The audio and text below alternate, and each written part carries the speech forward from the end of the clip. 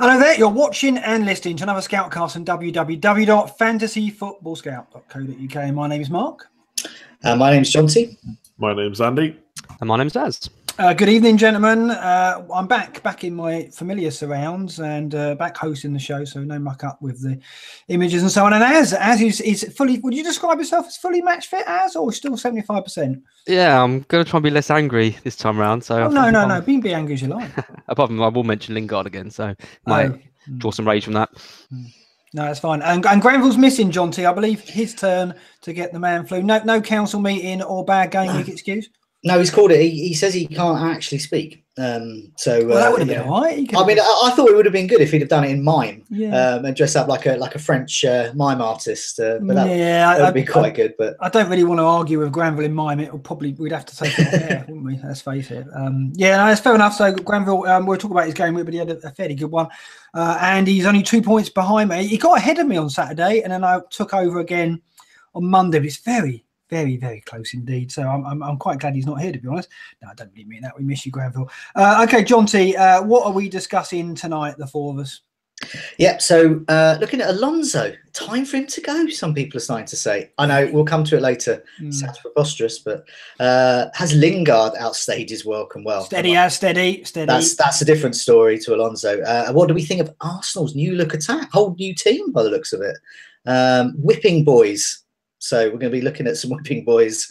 You mean teams that are easy to beat, I believe. Teams that are easy to beat, yeah, obviously. And also we're going to have some early thoughts on game week 31 blanks. We've mentioned it a couple of weeks ago. We're kind of resisting it because there's not a lot we can say, but nevertheless, people keep asking us, so we're going to give what opinions we can. Well, the picture is forming. It could form a little bit more tonight. We've got little bits of the jigsaw, but we haven't got the full jigsaw. No. And that's going to include free hit chip use, and also all the usual rough with the smooth. Lots of roughs and smooths this week, and also look ahead to the coming set of fixtures. Marvellous, sounds great. Another Scoutcast to look forward to. I look forward to keeping you company for the next hour, to you four and the listener, of course. And we're going to start with our game weeks, and we're going to start with Andy. We're bringing him in now. He's bottom of the pile, 43. Probably doesn't want to dwell on this too much, but what's the story, Andy?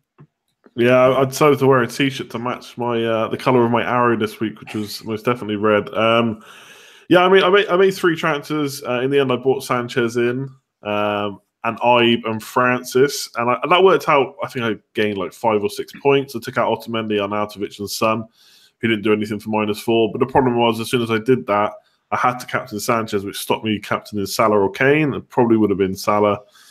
I missed out on 10 points, which is not the end of the world, but generally just nothing really worked out. Obviously, the missed penalty didn't help. Would have probably been on for 3 bonus points had that gone straight in. Now we don't know if he's on penalties. Will he come straight off of them?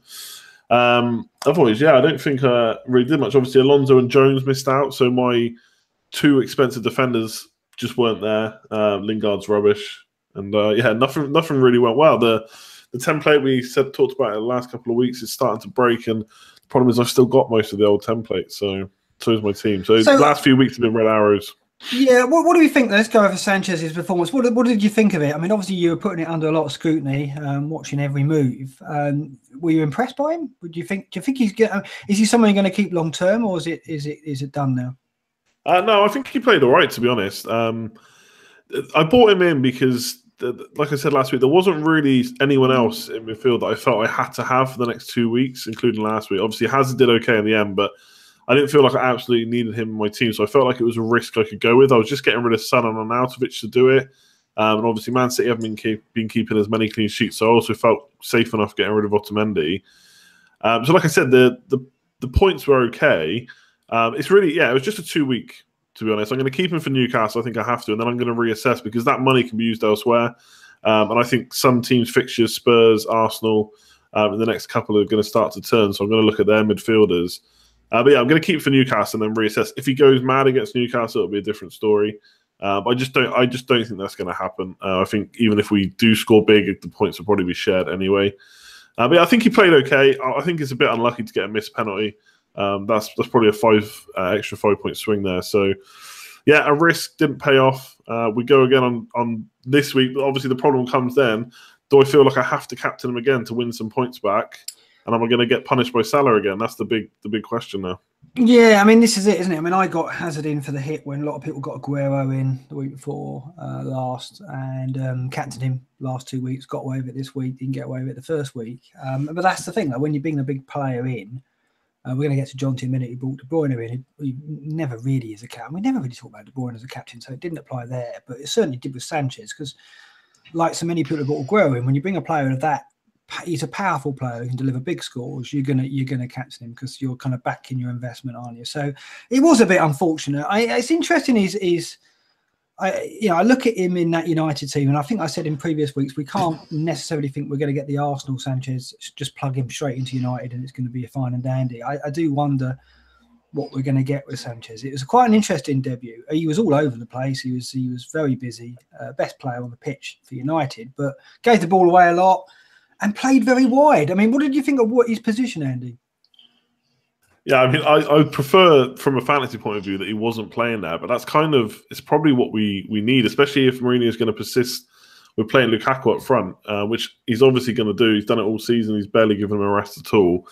So I say we need that really to get the ball in. I'd like to see him move more central, just to see how it pans out, because we're not really blowing teams away at the moment, and I think we could, and we've got the other players that can play wide, but yeah, right now he doesn't look like a good fantasy asset, like you said.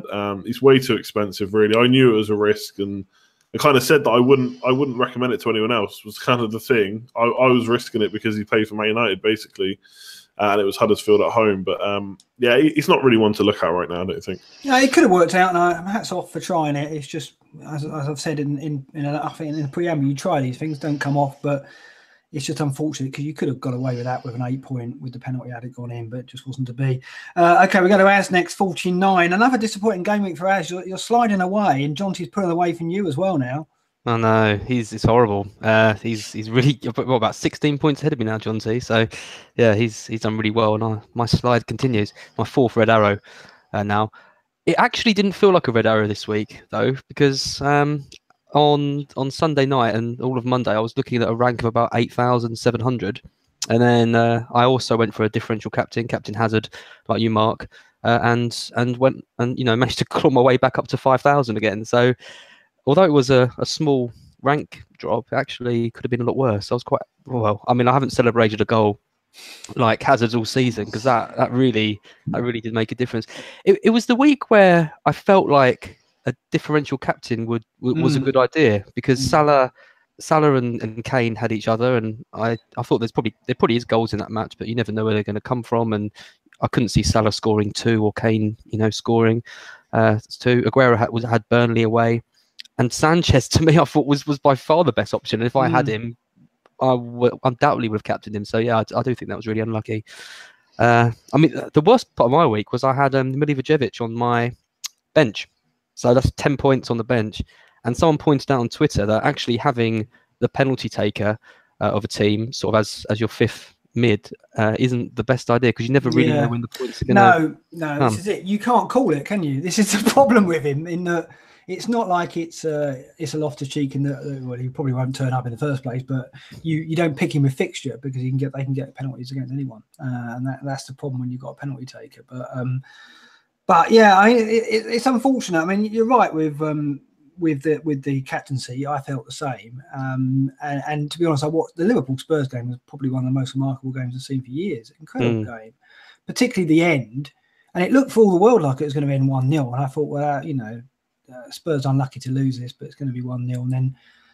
And then they got the penalty. It was just the way it unfolded in the final stages was just remarkable. And the goal from Salah, the second goal. I just can't believe how little I've captained Salah all season. Yeah, we're going to talk about it later. Captained him twice, and just should have been a lot more. Yeah, no, I mean, I captained him against Huddersfield, but he missed the first penalty. I think that's the only time I've captained him.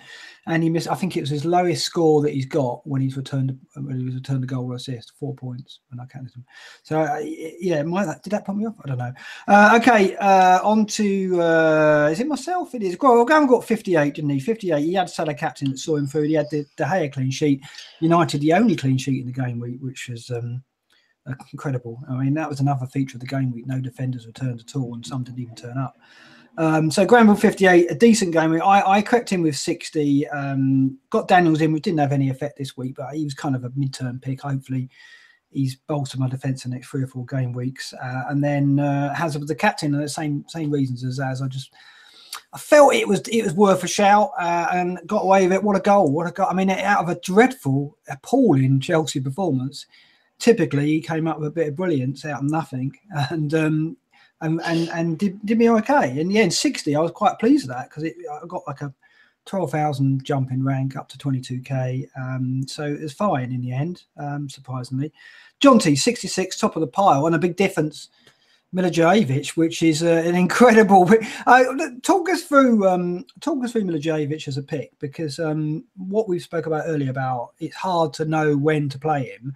What were your plans when you got him in? Was it just a short term with the fixture he had this week, or is it something you're looking at keeping him for a while? Well, it was something I was talking about last week about being yogic, being flexible with your team, and Milivojevic offers me that in that I'm happy to play him any week because he's on penalties.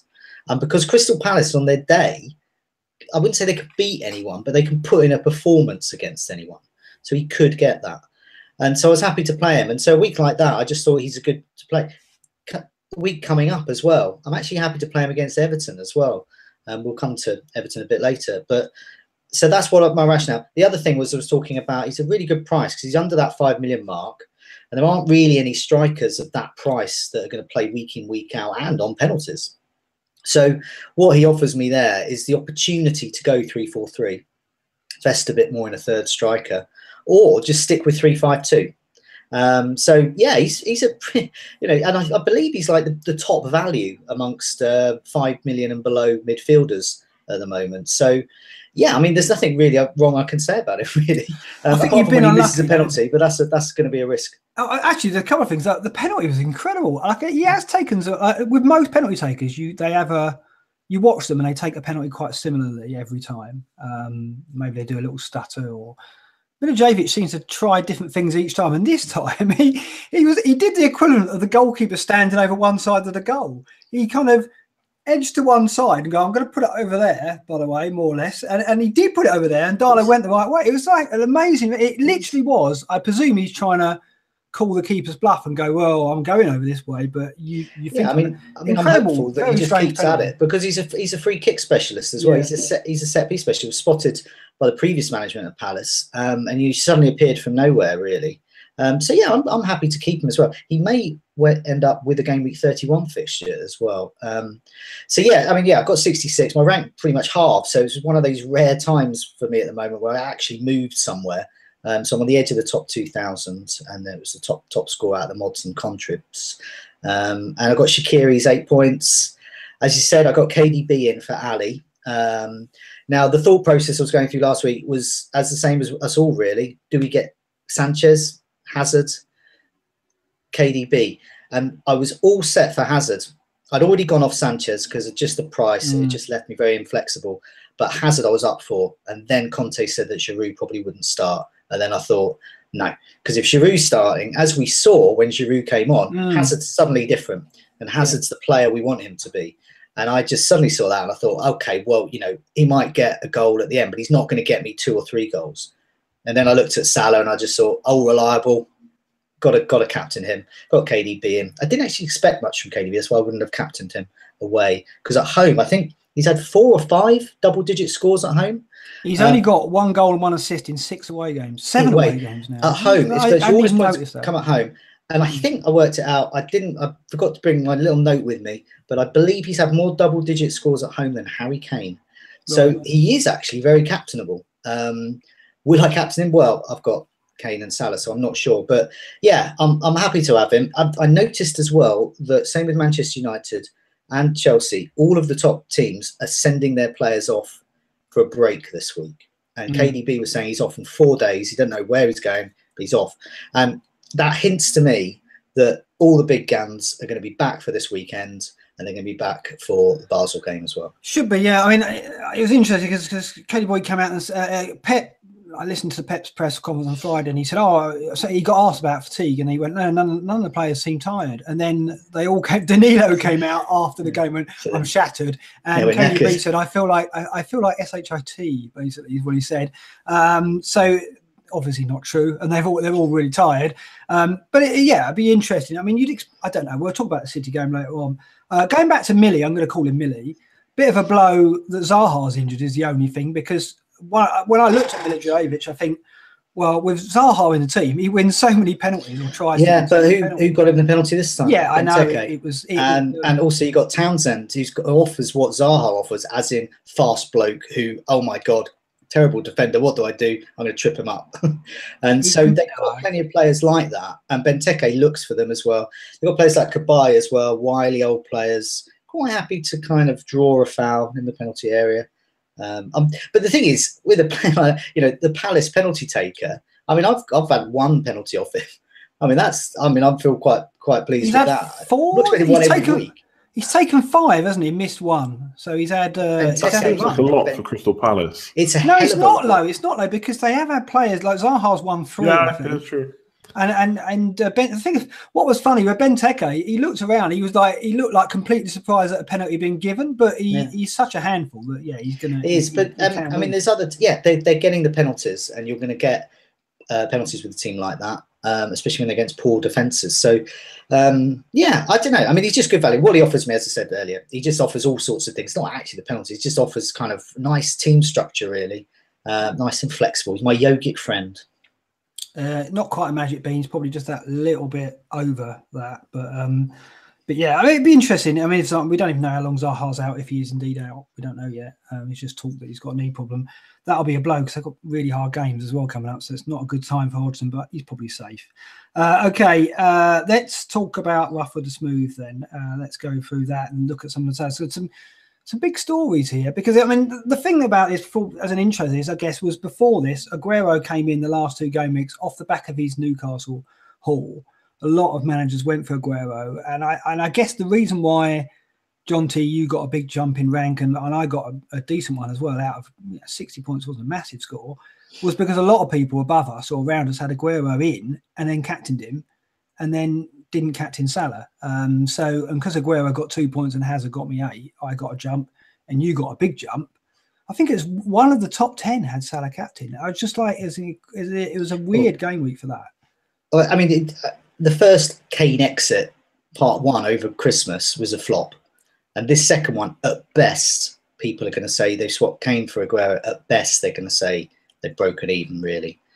Because that's what Aguero did. You back Aguero against Burnley. What happens? You end up with 4 points. You miss out on Salah. You even miss out on Kane's point. Even Kane got points and he missed a penalty. So that's the thing. I mean, we were derided for daring to suggest there were other players other than Aguero. But there are other players than Aguero. Having said that, Aguero is going to do really well this weekend, I suspect. Because he's home again. Yeah, good record against Arsenal.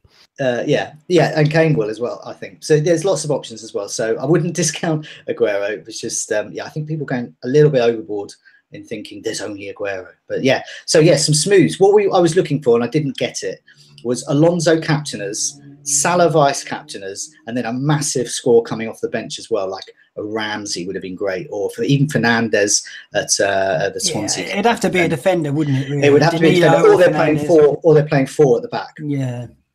So I've got close. So we've got FPL Matador and Dan Lehman, Alonso captain, Salah vice captain. I think that's pretty good, though. That's a really nice return. When you see Alonso's not playing and he's not even on the bench, and you know you've got vice captain, that's a nice feeling.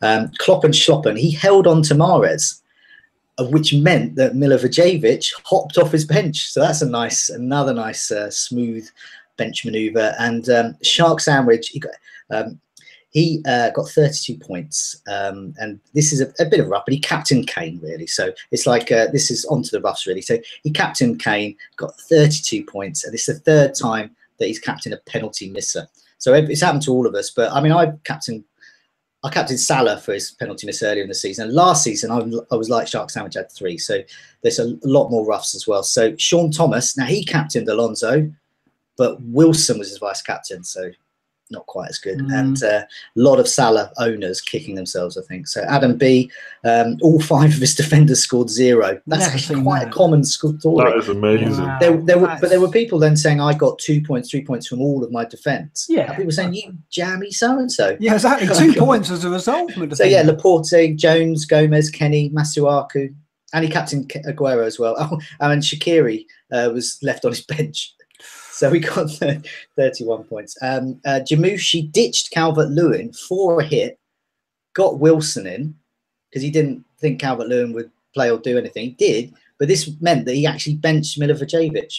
But the logic is there, though. I mean, that's if I had Calvert-Lewin, I could have got Wilson in. I'd have done that. Yeah. So, it makes perfect sense. But yeah, it's one of those things. It was a very punishing week. And Edison Tan got in touch with me.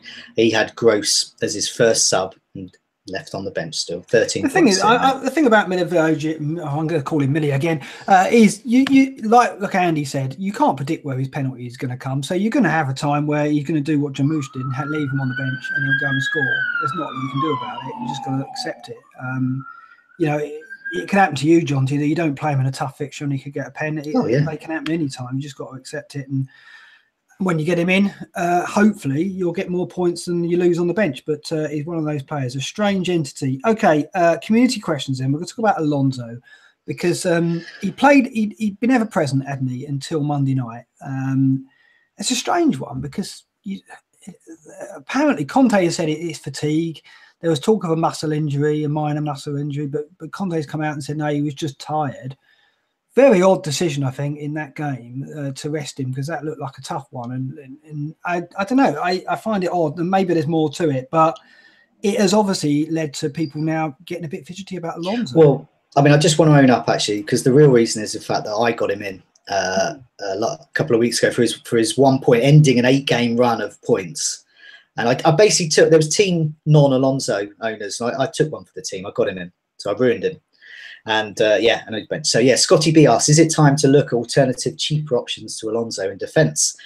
Another reason he's saying that is not just because of fatigue, and Chelsea look out of sorts, but after West Brom, he's got Manchester United away, City away, and then a couple of nice fixtures again, Crystal Palace at home, Burnley. But of course, one of those is going to be off because we anticipate they're going to still be involved in the FA Cup. So that's not a great run of games. So I can see what Scotty P's looking at there. So, but yeah, what do you guys think? Well, I'll go to Andy first. What's your feelings on Alonso? And Jonty's only just got him, so he can sever ties and it won't be emotional about it. But I guess the rest of us will be a little bit less reluctant to do that, or more reluctant to do it. Yeah, I mean, I got to be honest. Once is it Emerson that came in? I wasn't too worried, to be honest, about Alonso losing pitch time, but a little part of me wanted it to happen because I always find with really expensive players, I'm always looking for an excuse to get rid of them because they got so much money. And I can get that money from Sanchez, for example, but it'd be nice to downgrade Alonso to like a 5 million, 4.5, and just free up 2.5, 3 million to upgrade elsewhere because it's generally more exciting to have attackers. Now, this is a player that... What? That's blasphemy. I know, when you said Alonso, it probably is. And to be fair, this is a player that didn't he just get points in 8 games in a row, which is Salah-esque for like 7 million in defence. I know, but I just look at those fixtures. I think, like Johnny said, they're pretty bad. There's Spurs at home as well in the next 5 after West Brom. I am looking at potentially getting rid of him and just betting against or for the fixtures, and that they won't do very well. But I have looked at how well he's done against the top 6 this season, and it's pretty good reading. He's got a couple of clean sheets against United and Arsenal, 2 goals against Spurs, and a goal against Arsenal. Goal against Arsenal as well away. So it's not like he does bad against big teams. But obviously Chelsea aren't looking great right now. I said last week Conte was being very negative. They've just got battered by Watford.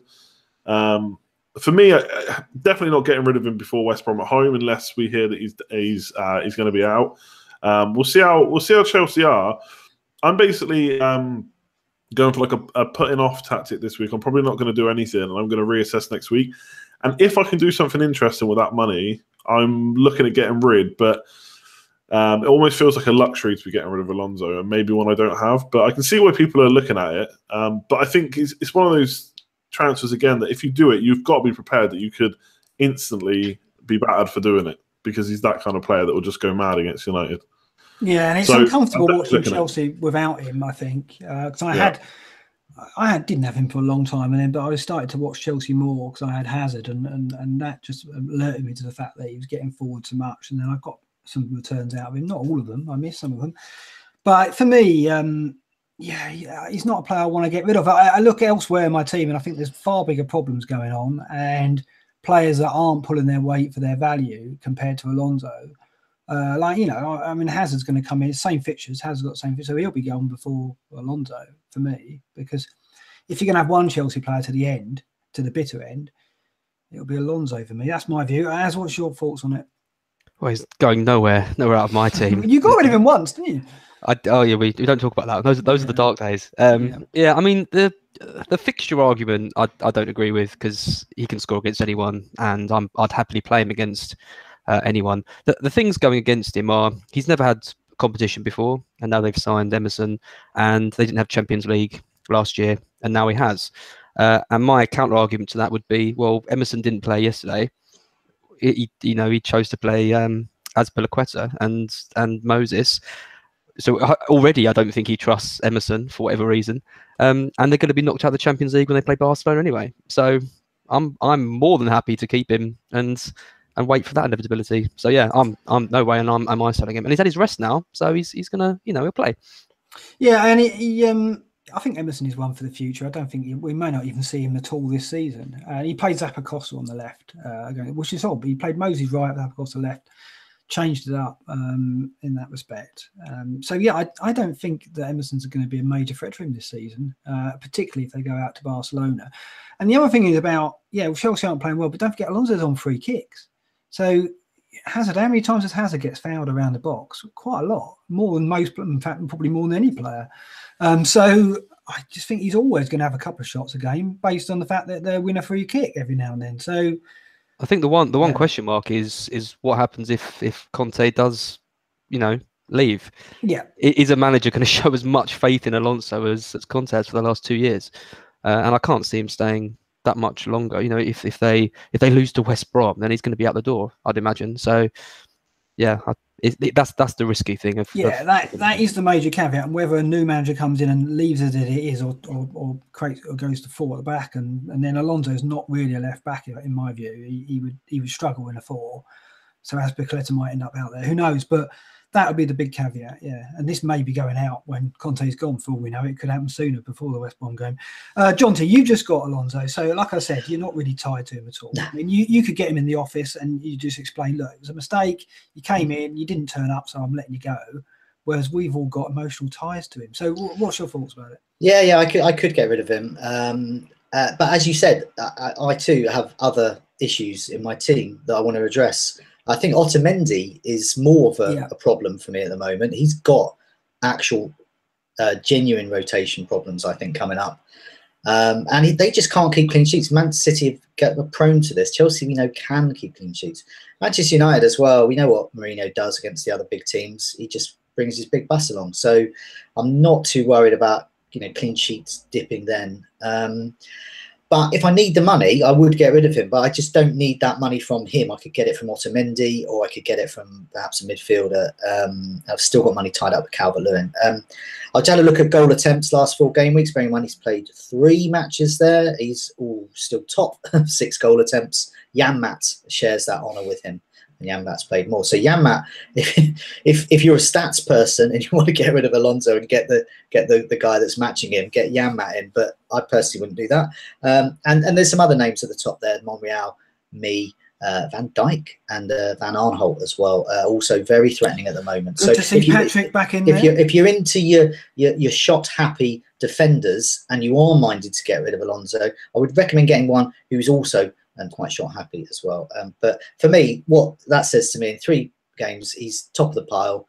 That says he's still got it. He hasn't lost it. He may have been knackered. Chelsea may be all over the shop. I think he's still got it. And I thought it was actually quite good that Chelsea did so disastrously without him, because Alonso's so tight, so closely tied to the Conte way of Chelsea. You remember it was last season, I think it was against Hull, was it, in the game week 4 or 5 or something, where suddenly Chelsea were terrible at the beginning. Well, not terrible, they weren't as good. Suddenly he switched to the wing backs, brought Alonso in, and it was, oh my God, they were just a completely different side, and they never looked back. And arguably, it's only very recently that those kind of the wheels have come off that.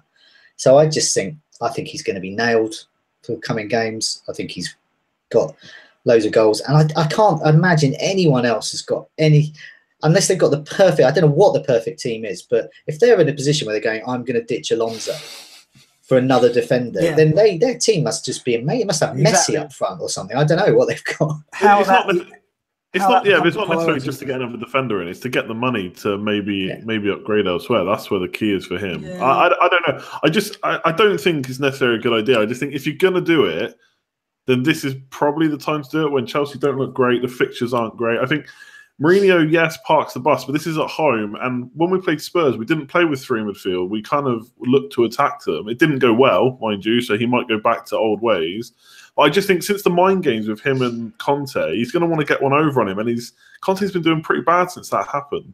Old club, I don't know. I don't see many clean sheets in the next few games for Spurs. So you're relying on attacking returns, which he can do well. But earlier on the season, we weren't on him because Chelsea didn't have those clean sheets to back it up. So, like I said, I'm sure it'll go wrong if any of us get rid of him. But I just think if you're going to do it, I don't think there's a better time than after West Brom.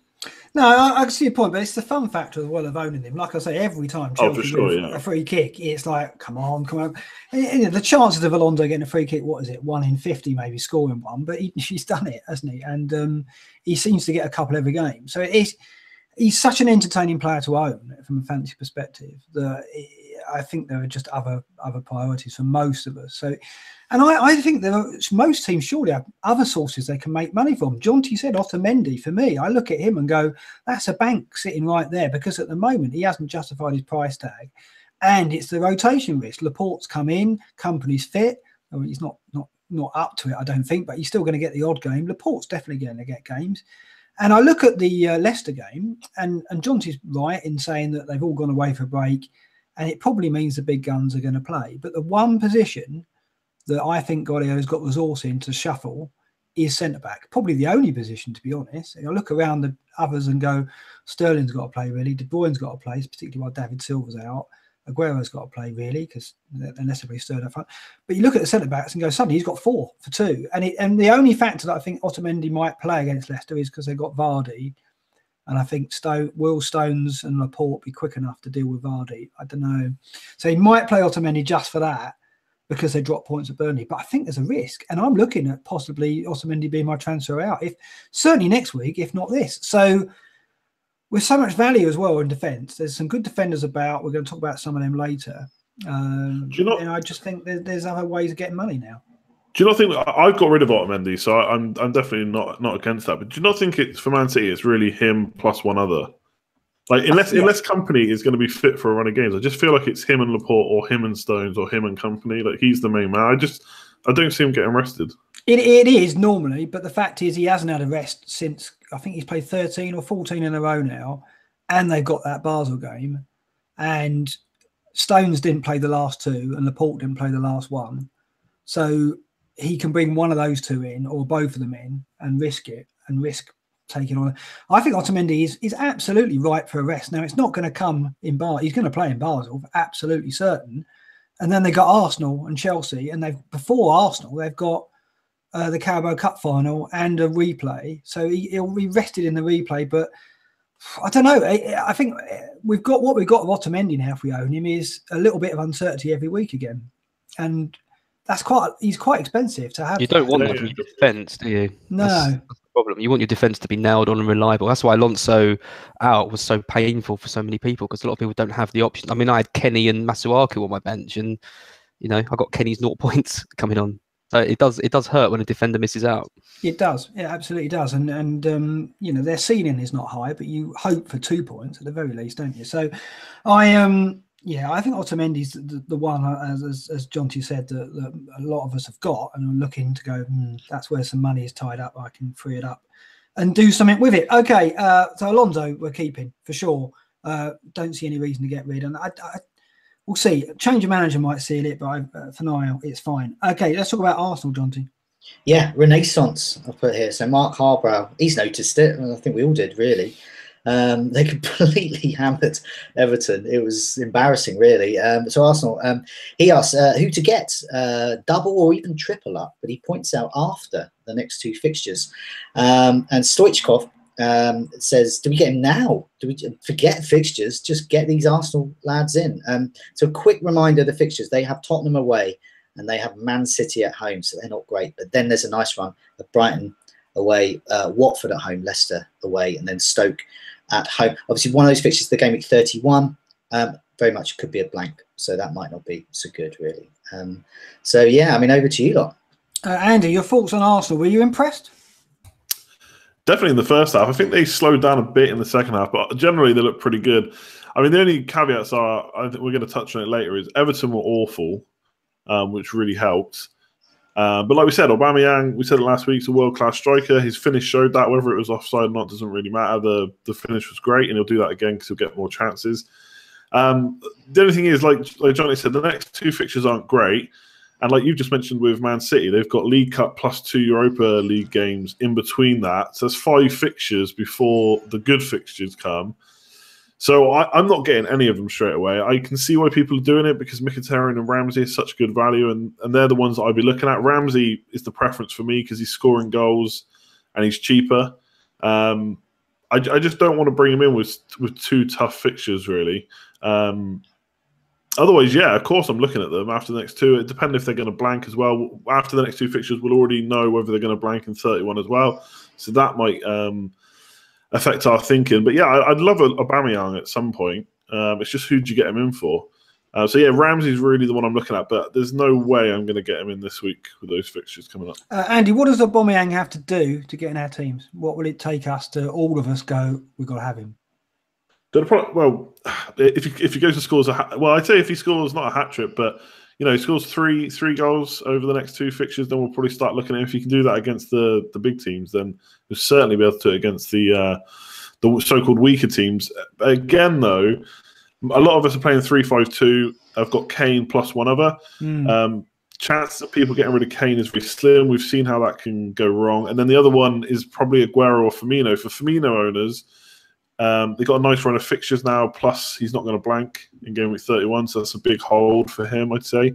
So Aubameyang's going to have to do a lot, I think, for people to switch, because not only is Firmino got a nice run of fixtures, it's also an upgrade, so you've got to find money from somewhere. So I think he's going to be one of those ones where if he performs over the next 2, you're really going to want him in, but you're going to struggle to actually justify bringing him in. So you'd have to do a lot for me. Yeah, and surely my view is that we can cover Arsenal, we can cover Aubameyang to an extent with a couple of the midfielders. I'm actually looking at maybe doubling up, and we haven't mentioned Ozil yet, but I mean, imagine having Ozil and Mkhitaryan feeding Aubameyang. All the assists have surely got to come from Ozil and Mkhitaryan in this run, and I think they can end the season really well with no pressure. I mean, Europa League, they'll probably start playing a strong team in that. But what's your view? I mean, are you getting ready to invest in a couple of weeks? I mean, I've got egg on my face, haven't I, from last week when my cold-filled rant at Arsene Wenger and how useless he was, and then they go and absolutely smash Everton into the ground. So yeah, it was a bit embarrassing. I think like Andy said, you've got to remember Everton are terrible. They've been terrible anyway, and then they chose to play 3 at the back with Mangala, who hadn't played a game for them, and he's a bit suspect anyway. Kenny at right wing back, who isn't exactly the best, the best right back I've ever seen, and they just got absolutely humiliated. I mean, two of their goals were conceded through just individual errors, and you look at a lot of team stats, and most teams don't even have one error over about 4 or 5 games that lead to a goal, and they had 2 in one match. So I think you do have to take it with a pinch of salt. And I saw a stat about Aubameyang that he had the least touches of any player on the field in that game. So he's not an all-action player, which is the kind of player that I tend to go for. But Arsenal did have a lot of shots inside the box in that game, and he scores a lot of his goals from inside the box. So yeah, it's tough. I think with Mkhitaryan and Ozil, I think that puts me off. The fact that they're both these assist machines puts me off getting one of them, because the assists are going to be more shared out. Whereas if just one of them was in the team, you can rely on them to get a steady supply of them. I think getting both is an option, but then there's a lot of midfield options, and I don't know if I want to do that, especially with this blank game week coming up with Walcott looking quite good and lots of value midfielders coming out. So I'm definitely not rushing towards any of them yet. I will be looking at getting an Arsenal player for that Brighton game, because I know how hopeless Brighton are against the top sides, and I think getting in Mkhitaryan or Ozil or Ramsey for that Brighton game is a good move with the fixtures in mind. And then if I'm outside the 10,000 rank by then, which I probably will be, then I might even take a punt on Aubameyang and see how it goes. Yeah, I think Arsenal are going to be the team that we do take the risk on over the running. Not yet. But I think most of it. I mean, I'm looking at Mkhitaryan, just as you say, for game week 29 onwards, or Ramsey, or there's one of those three, depending on how the money drops. Mkhitaryan's probably going to be my favourite option because I just got a soft spot for him. But Ramsey's probably a sensible choice. It's going to be interesting. See when we get there. I mean, yeah, going on to Everton, we're going to talk about them later on. But it just seems like Big Sam, right, knows what he's doing, but I just don't think Everton could cope with a change of system. They didn't have a clue, did they? And it's like he was furious. He was actually furious afterwards. And I think I heard him say that it's not the system. It doesn't matter how good the system of the players isn't going to perform. So he was trying to go, oh no, it wasn't my change of tactics. But it's almost like he might as well just play 4-4-2, and because that seems to be the only thing they can work out. Because as soon as I think he's maybe trying to be too clever with them, and then they can't cope. They were all at sea, and they need Jagielka back in and an old head back there because, like you said, Kenny and Mangala didn't look ready, and it was rabbit in the headlights team. Arsenal, I thought they were going to get 6 or 7 before half time. So it's difficult to judge Arsenal on that. Tottenham, Man City will have a much better view, so it's kind of perfect to kind of make a call on where we're going with our Arsenal investment. But I think it's going to come. John, to your views on it. Yeah, I like to follow fixtures, and this is a perfect time. We've got a couple of quite hard games to really judge. I was having a look at the underlying stats really from that Everton game, and I do agree with you. There was nothing really that really leapt out. I mean, Özil was top for chances there, but nothing happened for him. Mkhitaryan, all 3 of his chances led to an assist. That's not sustainable. It's impressive, but I'd like to see that over a few more games before I think that's great. Similarly with Ramsey, all 3 of his shots were goals. He was top for penalty touches though, so that indicates he's got more license to roam. And I was seeing there was talk this week, he's being offered a new contract because there was some talk possibly generated by his agent, who knows, of that he wanted to play in Europe. And suddenly there's talk of a new contract and the Arsenal captaincy as well. Realistically, that should have happened a long time ago. But nevertheless, I think Ramsey is a good option. I'll be looking at them. We're going to come to game week 31 a bit later, and we do have to keep an eye on that because it's very likely they're going to blank them. So in terms of loading up, if you're going to get 2 of them in, you're basically getting 2 players that are not going to blank them. So if you're going to use your free chip then that's not a problem. Load up. But if you aren't, maybe just 1. But certainly not avoid them on present form. I like Wallace C. Arsenal traditionally a fantastic source of fantasy points in FPL, and particularly Sky as well. So for those that are playing the Sky game, because they've got all the passing bonus and stuff like that. But yeah, Özil, Mkhitaryan, Ramsey, Aubameyang, and I just wanted to, the final thing on Aubameyang, he's got a great record against Spurs, by the way. So watch out for him at Wembley. He scored 4 against them, 1 in the Champions League and 3 in the Europa League. Yeah, let's see if he can transfer that into the Premier League. My only worry about Ramsey is Wiltshire, because he was playing so well before he got injured or ill, and he's got a World Cup to get into. So Wiltshire's going to want to play, and maybe he plays Ramsey and gets instead of Iwobi, which would be even better because Ramsey would be further forward. I don't know. I just can't imagine Wenger not getting Wiltshire back in that team somehow. Ramsey was going to get taken off just before he got his 3rd goal for Wiltshire. So that definitely is. Keep an eye on it, but I think Ramsey traditionally has been a really difficult player for fantasy managers. In the stats I've just described there, 3 shots, 3 goals. No one says they'd be sustainable. And you remember that season, and he was doing it every week. It was getting ridiculous, and it just went on and on and on. I think he's too important to Arsenal, and I think there was talk of Wilshere being important. I just think Ramsey is more important. I think just for their long-term future. I mean, Wilshere's, Ramsey's, I mean, maybe it's my personal opinion, and Arsenal fans might disagree with me. Ramsey is just a better player than Wilshere. Yeah, I think he is, but not being fair to Wilshere, the last 3 or 4 weeks, I looked at him and thought, he's going to keep his place in his team because he was playing so well. So I think it is a bit unfair to him. So Wenger's got a headache. I mean, he's got it with Lacazette, I guess, but I think he's solved that already by benching him. But it's a difficult one, that. Yeah, I think for the next 2, because they're tougher fixtures, you'd assume that Iwobi's just going to come out so they can play more in midfield. Yeah. I wonder if he dropped Xhaka for Wiltshire, because I know Xhaka has kind of played as the holding player, but he's not. Do you know what I mean? He's not a Matic or someone like that. So I wonder if he'd try after the next two tougher fixtures, Wilshere and Ramsey together. I mean, that could get overrun quite quickly. Yeah, I suppose lightweight midfield. I don't know if Wenger would have like the tactical nous to even realise that and just go for it anyway and just see if he can outscore the other team. Maybe steady on. I think Wenger's got tactical nous. Blimey, we'll have Arsenal fans at the gate if we say things like that. I mean, maybe a bit harsh, but yeah, I wonder if Wilshere could come in for Xhaka. Maybe I'm the one without tactical nous here, but yeah, I don't know. Xhaka's not like a Matic. He's not. Do you know what I mean? No. Sure, he's not. So maybe Wilshere could try and play that role. It's probably not the role he wants to play, but if it means he gets to play, maybe he would. Well, I just think that's going to be an interesting one because I just noted that Ramsey almost got taken off before the third goal. Wilshere was coming on, and I think Wilshere said something post-match about, it's good to see Aaron get the hat-trick. Jack, I think you were a little bit upset by that, losing your place and then seeing your replacement get a hat-trick. Not great. We'll see what happens. Okay, what's next on the agenda? We're going to talk about Azzy's favourite, aren't we, John T?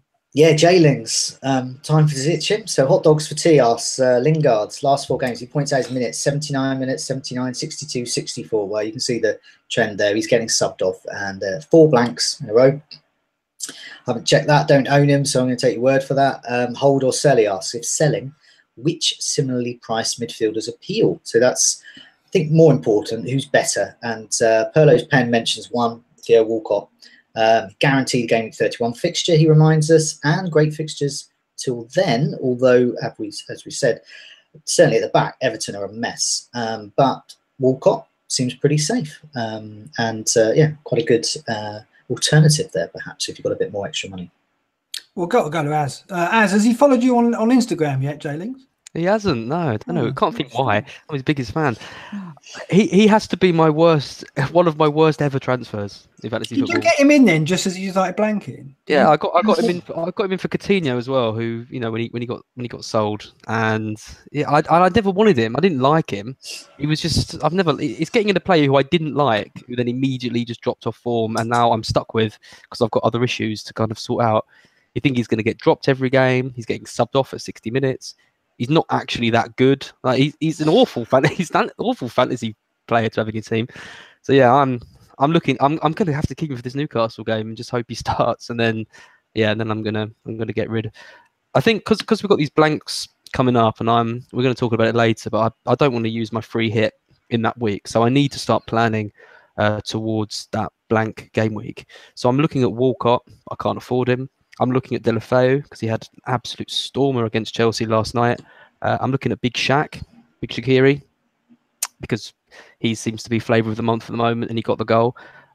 And if I don't go for a player who's got a game in that week, I might even go for Ward-Prowse, who's just, his points are 15, 2, 8 and 12 in the last 4 games. He's absolutely smashing it. And you've always felt like he kind of had the potential to do that, but he's just been such an inconsistent player and never really returned, and now he is. So it might be time to jump on him. But I think Deulofeu would be the one that I'm most interested in. I think he's a very exciting player. Yeah, you got to think he's come back a better player at the stint at Barcelona. Ward-Prowse, he started 9 in all competitions in a row. That's the big difference. He hasn't really had that sustained run of starts. This is his best run in the team, and seems to be working out for him. And we've always said, haven't we, season after season, he's been on our radar pre-season going, well, he'd be the cheap 5th mid with his set pieces. Beginning to show it now, and the scores, he's top of the form charts at the moment. I'll go to Andy before piping up on Lingard. What are you feeling about J-Lings at the moment? J-Lings, what a guy. Great dabber too.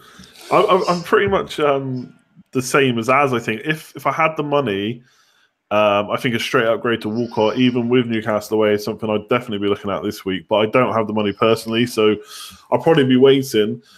I mean, in terms of, I think he's been doing okay. Obviously, it hasn't turned into fantasy returns, which is what we want at the end of the day. But I think he's been playing okay. The problem is he's coming off a bit earlier now, week by week, and I'm sure a drop is just around the corner. So, yeah, after Newcastle away, I'm probably going to be looking to get rid as well. No one really jumps out at me in that price bracket that I feel I really need right now. Shaqiri's stats are pretty good. Obviously, Johnny will testify to the points last week. Great having him in his team. I think Stoke's fixtures are going to dry up a little bit in the coming weeks. But yeah, Shaqiri looks okay. Decore at Watford we keep ignoring. He's matching Richarlison for points over the season now. Deulofeu is like, I don't know. He's someone that seems to blow hot and cold. Like one day he'll look unstoppable, and he did really well against Chelsea, and then another it just seemed like he's not in the game at all. That's really frustrating from a fantasy manager. So probably Deulofeu or Shaqiri, I guess. But what I'd really like to is upgrade him to Walcott and find. Remember when everyone had him and he was playing up front? He was playing up front, wasn't he, for Everton or something at the start of the season a few years ago? And just everyone had him. I remember Granville having him. I don't think he got any points. I can't remember if Granville had him or he didn't have him and he thought he was rubbish and he did do rubbish. He got the prediction right. I can't remember, but yeah, that's what I said. He looked good, and then he just doesn't transform into points most of the time. So I'd be a bit cautious of him. But Watford, I don't think blank, and their fixtures are pretty okay because Gross is another one I looked at, but Brighton's fixtures are pretty awful. So they really turn in a few weeks. I know. It's like they got Richarlison one side, Deulofeu the other, which are two very similar players. Who, like Richarlison again for the first 20 minutes, half an hour, looked a world beater, but came off with nothing at all. Went off crying in the end because he was so upset. I mean, we've shed a few tears over Richarlison this season, to be fair. But it's a bit like Lingard. He's coming off earlier now as well. Yeah.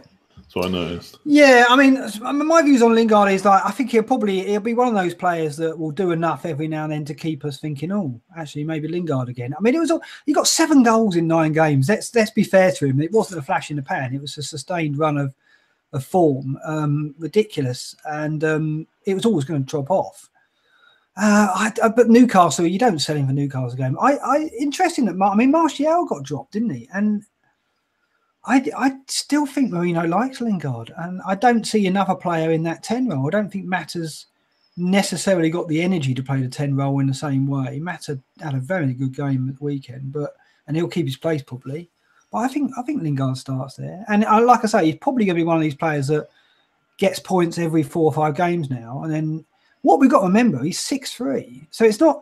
He's a Man United player, but look at the players. If you had Pascal Gross, how many blanks did he have in a row? And now we're looking back at him. And like, if you pay 6'3" for a player, you don't expect returns every other week. You expect them probably 1 in 4, 1 in 5, which is probably what Lingard's going to end up getting now. I think we're just thinking that spell he had was going to keep going, but it never was it? Because we know that was an extraordinary run, and the goals he was getting weren't typical either. They were 20-yarders. So We'll see. I mean, for me, I'm doing the same. I'm going to keep Newcastle and then Walcott coming in. But same Lingard's Walcott, of course, but that's not the same price bracket. You've got to find some money. And I've got Shaqiri already. So I look around Lingard's price, and then Lingard or Ward-Prowse. I'd rather have Lingard in the Man United team playing 60 minutes, I think, because they're going to hopefully create more chances eventually once Sanchez settles. But I don't know. It's tough in that bracket. There's not a lot that's breaking out with good fixtures as well. Ward-Prowse has got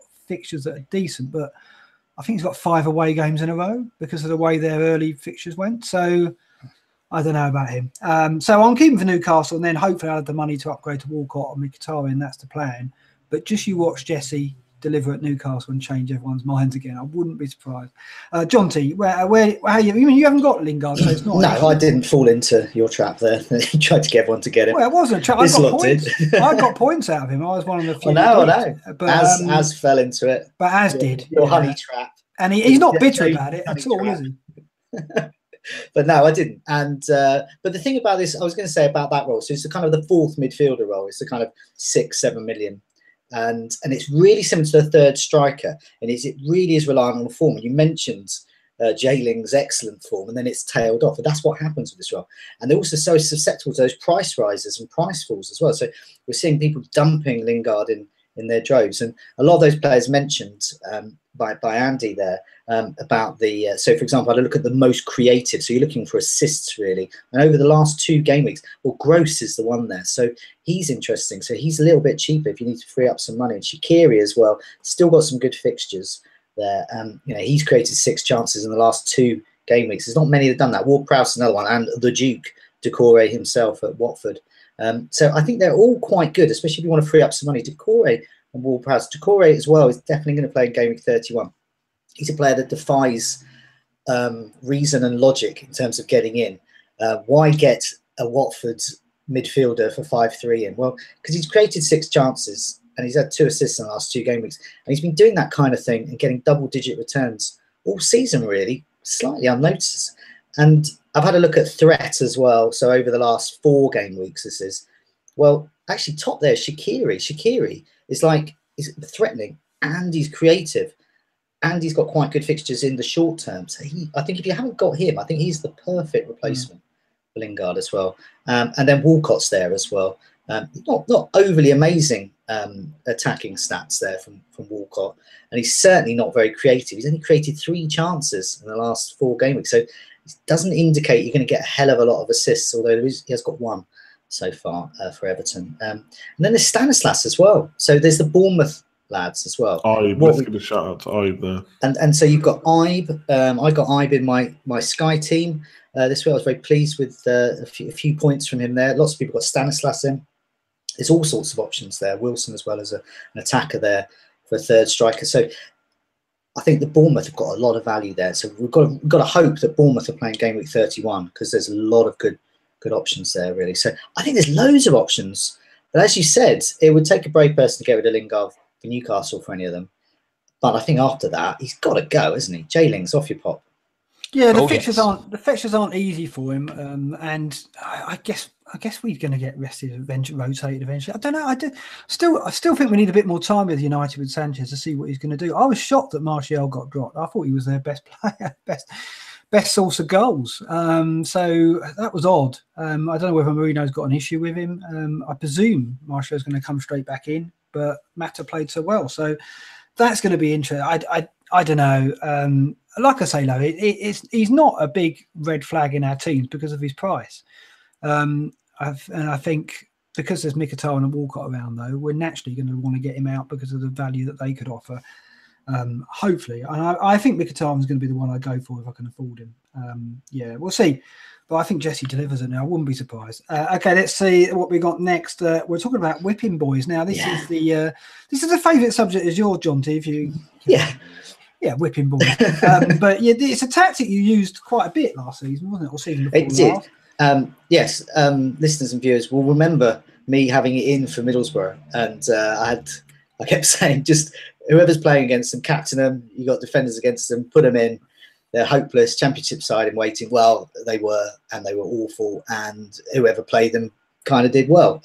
So desperately seeking Dusan has remembered this, and does he think this should be employed this time of year as well? Is it time to employ this tactic? And he has picked out 2 teams there, Huddersfield and Everton, the new Middlesbroughs. And he cheekily says maybe Chelsea as well. I'm quite sure about that, but certainly Huddersfield and Everton. And Circus Monkey, should Everton's good fixtures and Big Sam's reputation for being able to sort out a defence prompt investment, or are they simply too shocking to invest in? So yeah, I mean, we're in the search of the new Middlesbrough, really. I don't think we've got anyone as bad, though. That's the first thing. I think that Middlesbrough just had no goal threat at all, and then that put so much pressure on their defence. I think Huddersfield are easily the nearest we've got, and they look pretty doomed. So I think they could be a possibility, but their fixtures aren't that tough. I mean, they've got Spurs, haven't they? So you're definitely beyond Spurs for game week 29, no doubt about it. But the other team, and it's same for Everton. I mean, the thing about Everton is you just can't believe that Sam can't work that out and get that sorted. He's done it in other clubs, and they haven't got terrible players. I mean, Michael Keane was touted for Man United a couple of years ago, going back. So I don't know what's happening with them. So I've Everton's fixtures. I think I look at the teams they're playing: Palace, Watford, Burnley, Brighton, and Stoke. I don't know if any of those have got a lot of goals in them and going to thrash them. Whereas Huddersfield have got the Spurs fixture. So it's just unfortunate that the 2 teams that you picked out, or Dusan's picked out, haven't really got fixtures where you jump on them. Well, I mean, you'd think Watford just hammered Chelsea, and Chelsea are way better than Everton. Yeah, that could happen, but it did. No, I mean it could. They could wallop Everton as well, but I think. I don't know, that game the other night was extraordinary. Chelsea, I mean, I don't even believe Everton can go and play as badly as Chelsea. Hopefully they'll have 11 men as well. But I don't know. I just think there's. Would you invest in a Watford player just because they're playing Everton? Maybe, but I just don't see it. This is what we're talking about. We're talking about not talking about whether teams are going to thrash Everton or Huddersfield, whether we're going to be so convinced that we would invest to do it. It's more about, do we play them? So these are the kind of players. So, for example, as you said with Everton, they play Crystal Palace. So I've got Milivojevic. Now, I'm tempted to play him because Everton are awful. But perhaps if Everton were better, I wouldn't play him. Same with Watford. So if you've got Decore or you've got Richarlison even still, or certainly Delafeu, well, you're going to be targeting that really. And you're going to be wanting to play them moving off the bench. Same with Burnley as well. So if you've got your Burnley defender there, you think, well, I'm going to put my Burnley defender on because Everton terrible. And same with Brian, Gross and Murray, against Everton. So looking at the last 4 matches, Everton conceded 16 big chances.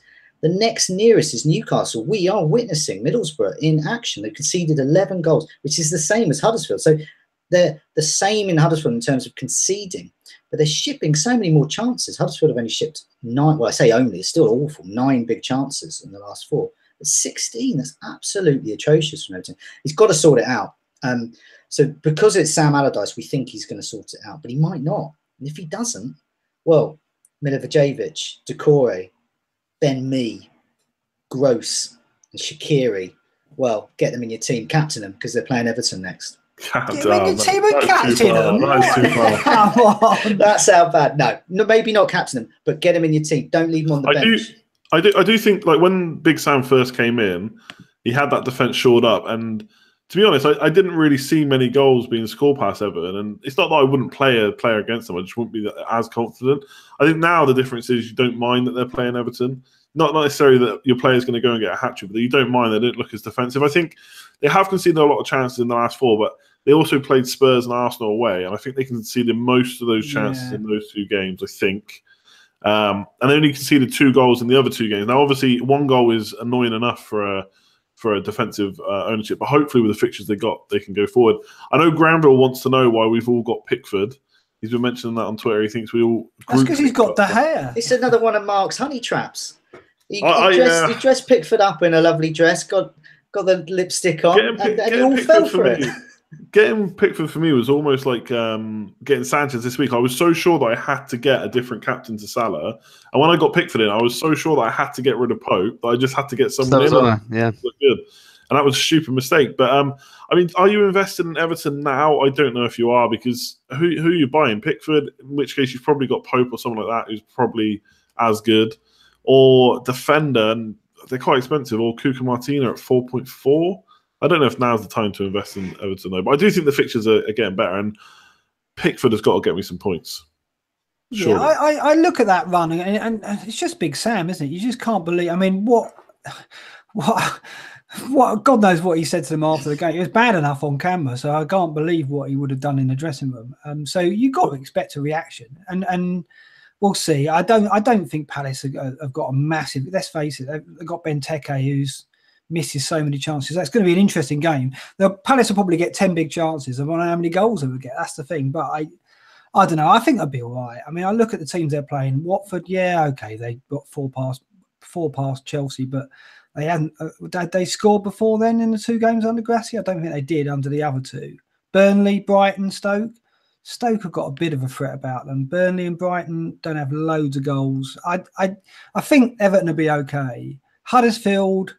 Again, the fixtures look good. I just don't. I think they might get not out of relegation, but I think they might snap out of this goal leakage that they seem to be suffering. So I think both of them will pick up over this run, and we're not going to invest in them. But Pickford will be all right because he should get save points.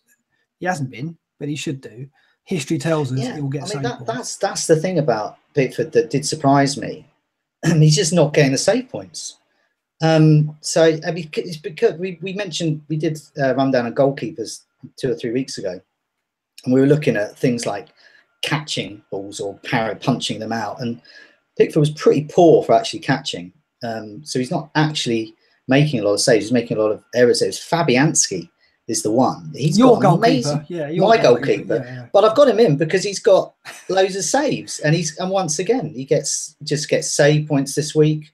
Save points the other week, and it just goes on. He's got over 100 saves. No one's near him, and he's got the highest save rate as well per minute as well. So I think if you're going for a goalkeeper in that price bracket, there is nothing that says Pickford to me, and there's quite a lot that says Fabianski, and he's got quite good fixtures as well. But Jonty, at the time, save points is key. At the time I got him in, he was the top scoring goalkeeper over the last 8 game weeks. He had more points than De Gea. He didn't have more saves than Fabianski, and he kept dropping the ball and parrying it into opposition. I don't buy all this parry saving nonsense. It's fine. It's fine. You had him all dressed up, and it wooed them. But I saw it what it was. A big bloke in a dress. So that's very easy to say in hindsight that obviously he has dropped off since I got him in and others got him in. But at the point he was a target for a lot of people, he was in the top 10 point scorers in any position. I think he had 55 points from his last 8 game weeks. And then Everton just slumped. So it's not that he wasn't doing well. It's just they've gone for a bad run and he suddenly dropped off. Now that you can't say, oh, Pickford will never have that run again because the fixtures ahead of him, he could do. So he's not a bad player. We know what he's capable of. He did well for everyone in a Sunderland team. So he can do well for us. It was more the save points. See, over that bad run, that's actually when I'd expect him to be racking up the save points. I know, I agree. And he's not. And whereas we are seeing that with, say, Pope still. So Pope conceded against City, but... No, if you look at Pope's save points, they had a real drop-off as well for a period. Now, it's hard to know what causes that. Burnley were conceding a lot of shots outside the box and he was getting save points. And then he had a run, I think, where he only got 3 save points in about 7-8 game weeks. And then he's picked up again now.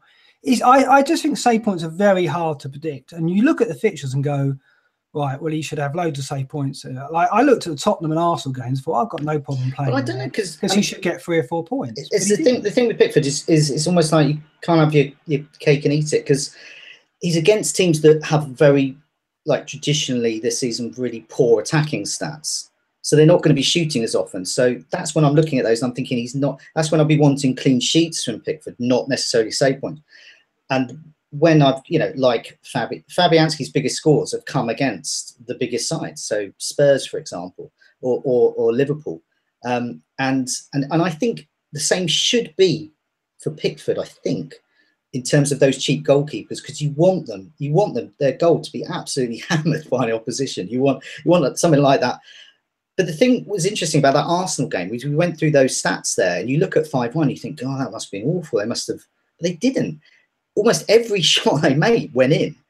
So it wasn't really prolific. So he wasn't getting those, extra 10 shots. No, I watched it in agony.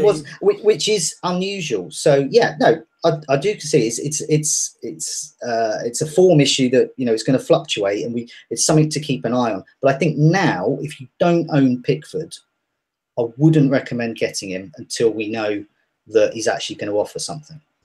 Yeah, it's the only issue with Pickford is there's no other choice in the defence. Whereas you look at other players like Burnley, Pope, Swansea with Fernandes and Mawson, there are other options that you can go to. Whereas I think Andy said there's no one in the defence. I mean, there's no one you want anyway, but also because there's no goal threat really. But also there's rotation everywhere, so you don't know who's going to start. So the one thing that appeals for me with Pickford is I got him in and thought, well, if Everton do pick up clean sheets, there's no other option in that Everton defence other than Pickford because you just don't know who to go for. Whereas now I'm looking at Ben Mee again, and now I'm looking at maybe Mawson or Fernandes because I can cover those 2 teams and their run of fixtures. You can't do that of anybody else at Everton. So I think that's the good thing about it. I don't even think you need Everton defence at the moment. I mean, Philman just on the live chat has just said Burnley Swansea. I mean, he's nailed it really. Yeah. And if you want cheap defenders and goalkeepers that are getting save points, keep chance of clean sheets. And in the case of someone like, say, Mawson or Ben Mee, got lots of threat about them as well. I'd definitely be looking at those lot instead of... I think Coleman coming back is going to massively improve Everton, though, because Kenny, they've conceded the most chances down the flank that Kenny plays. Yeah. And Coleman is 10 times the player that Kenny is. So you've got to think when he gets a decent run in the team, that they're going to stop conceding the chances down there, and Sam's going to get it together. I'm quite happy having Pickford over this period. He's got the game, which Pope doesn't have, so he's already going to score more points than Pope in that game. And yeah, I think he's got a fantastic run. Coleman's back. I think this is a good time to bring in Pickford. Actually, I'm more than happy to own him. Yeah, I think he'll do all right. And like I said, we can all shop for Burnley and Swansea defenders. You're not going to chop and change your goalkeeper. So I looked at Pickford at the time and thought he's got, he had tough games, but I thought we'd get save points at that. We haven't got it. But I look at this run and think that's all right. That's fine. And then I'll go shopping in defence with the value elsewhere. I think Pope and Fabianski could outscore him, but then I'll get Ben Mee or Fernandes or Mawson. So I don't know. We'll see. And surely, so I just cannot understand. I mean, what's happened to them defensively? When Sam comes in, he keeps 3 clean sheets and then it regresses. At Palace, it went the other way. He didn't sort it out for about 10 weeks. And then they just clicked and kept about 5 clean sheets in the last 8-9 games. So it's gone very strange for them there. So we'll see what happens. But I don't think they're whipping boys. And I don't think, unfortunately, Huddersfield haven't got the fixtures to become that. I think they'll be all right. I think they'll tighten it up. Tottenham, though, I presume we're all going to be captaining Kane for 29. I mean, so we'll back the theory there, but I just don't think there's much in it. There's no Middlesbrough there for me. No Middlesbrough. Were Middlesbrough getting thrashed? I can't remember as well. I mean, Jonty, you'd know. It was more their lack of attack, really, and combined with conceding. But no, they weren't getting absolutely thrashed. But it was just broadly in terms of if you got a defender, definitely. And Sunderland were whipping boys for a while, weren't they? Yeah, Sunderland a couple of seasons. Yeah, we've had them before, but present form Everton are. But yeah, you just got to think Sam Allardyce. This is hugely out of character for Sam Allardyce. It's been 9 games since Huddersfield won, so they're not. I think they are the whipping boys. They tried to shut up shop against Liverpool and did all right, and still comfortably lost that game. And other teams like Swansea, who won quite a bad run, managed to do it, and they just don't look capable of winning a game. So I think Huddersfield more than Everton would be a team that I'd look to captain players against. Oh yeah, absolutely. They don't have the quality, do they? They don't have the Premier League quality that Everton have got. A few players at least. Coleman being an outstanding player who should start improving now he's back, but Huddersfield don't have that kind of player.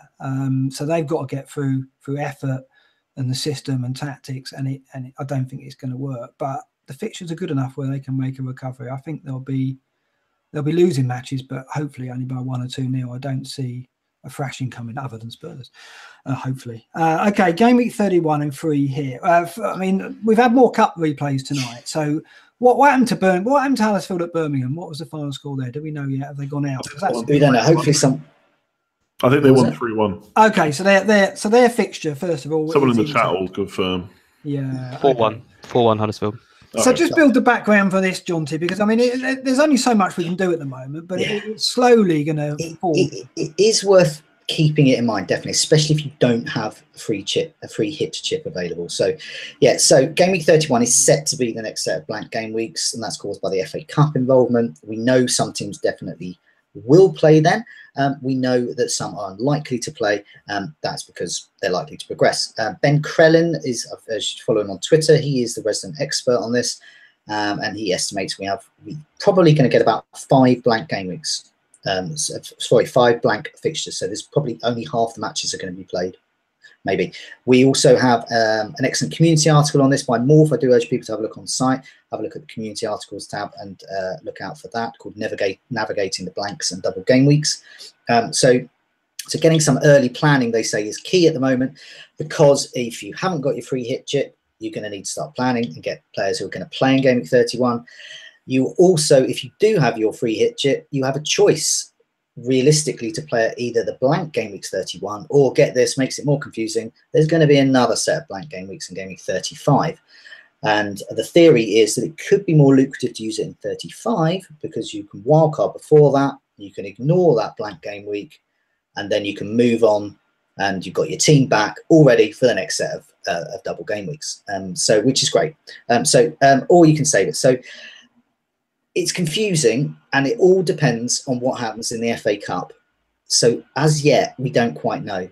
All we can say is what we do know. Liverpool against Watford, Stoke against Everton. That's on.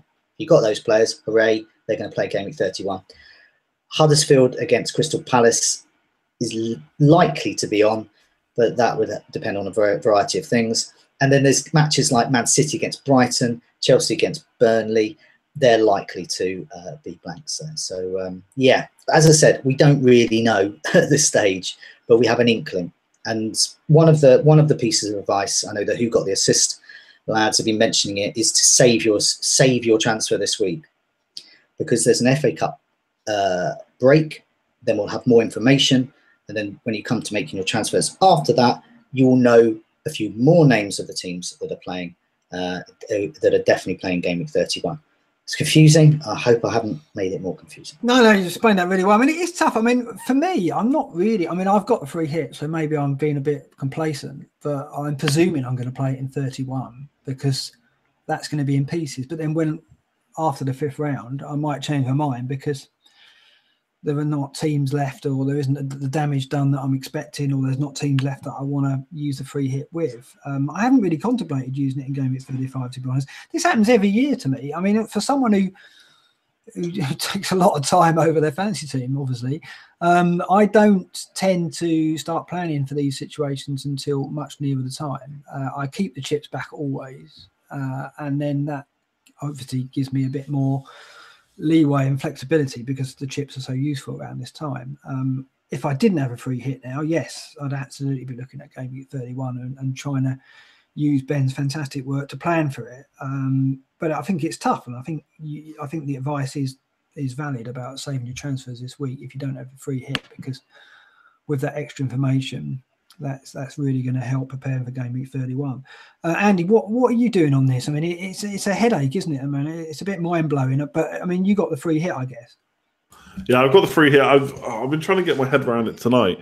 One of the things we will have a slightly better idea of, I think, before Game Week 28, which is a couple of weeks away, we won't know who's going to blank in 35, but we'll know who's playing, like kind of what the fixtures are for the round before that. So, as an example, if Man United draw Man City for the 6th round, then one of them will be out and then likely shouldn't blank in 35.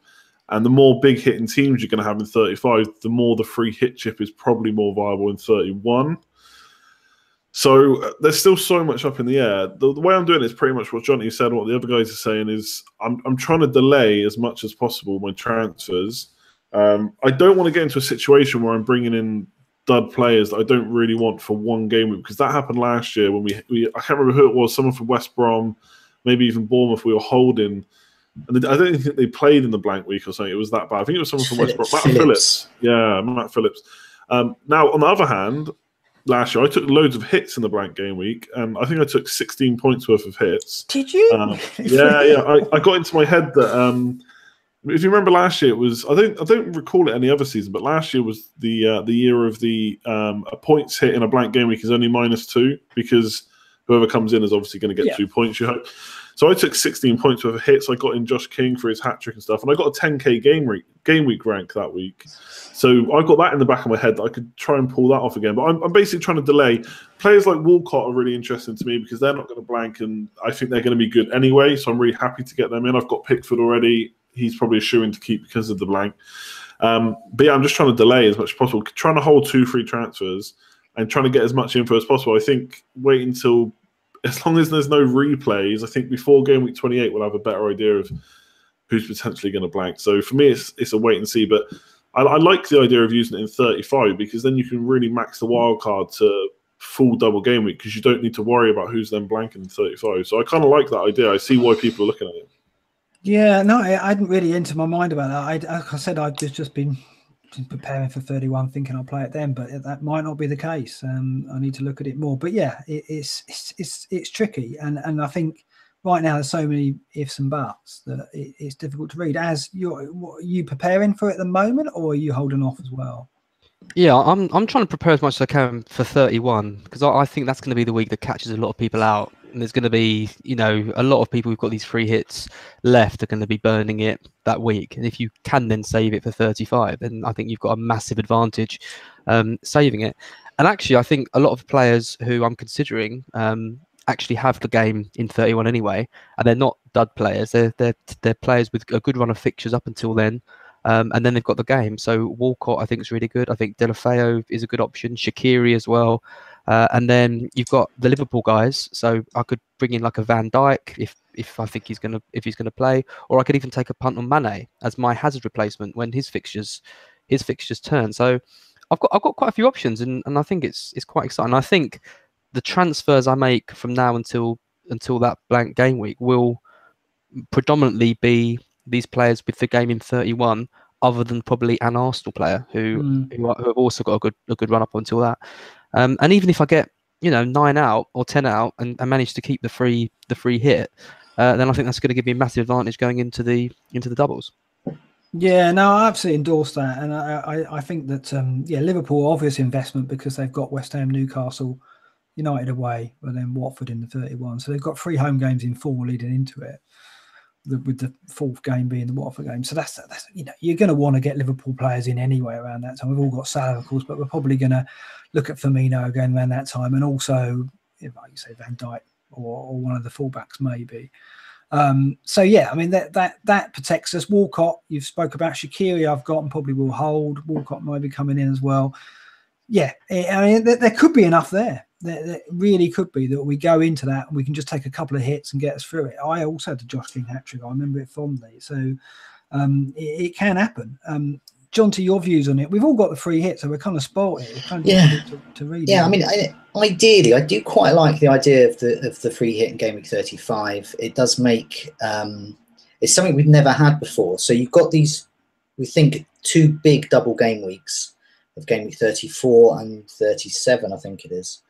And so to be able to plan your wild card in Game Week 33 for both of those, because whilst we won't know all of the teams that are going to be have a double game week, we'll at least know some of them and some of those possibilities. And also, any team that blanks in Game Week 35 is going to get a double game week after that. So you want those players. So yes, it would be really advantageous. You can just forget about that, and then you can get those players in. So, but you never know how it's going to pan out, and you could end up with no players. So what I was looking at with Game Week 31, and you've also got to think of quantity and quality. And everyone's going to captain Salah, Liverpool playing. So already you've solved that problem. If you haven't got Salah, get him in and captain him. So that's solved. And the rest just on the periphery, really. So even if you go into it with just 8 players, as long as they're like Firmino, Walcott, Shaqiri, all the well-owned ones, it doesn't matter if you're a couple of players down because they're probably going to be dross anyway. But you probably want to try and at least field maybe a couple of defenders and get that out there. So I'm keeping it in mind. It's frustrating because we don't quite know it, but I think it would be fantastic if we can plan a little bit and we can save that free hit chip for Game Week 35 because, as Nad is saying, that could be really lucrative.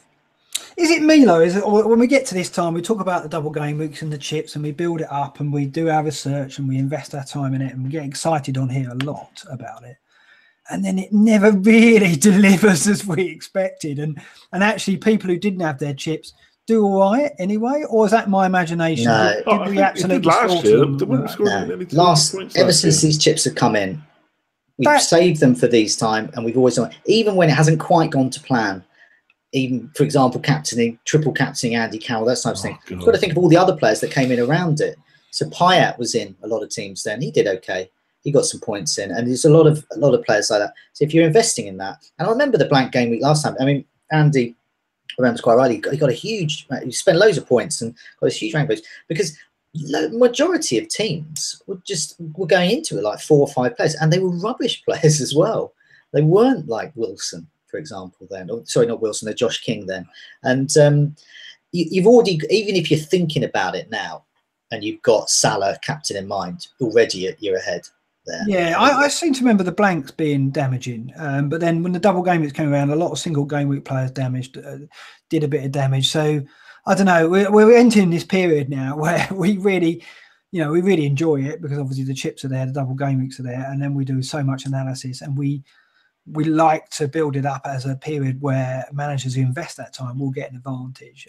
It's just, I've got mixed memories. I know Granville hates double game weeks, but but Andy loves them. So there'll be lots of a discussion and argument about double game weeks when they come around for sure.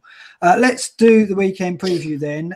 Let's look at clean sheets first of all. I'm coming to you, Andy, first of all for your clean sheets.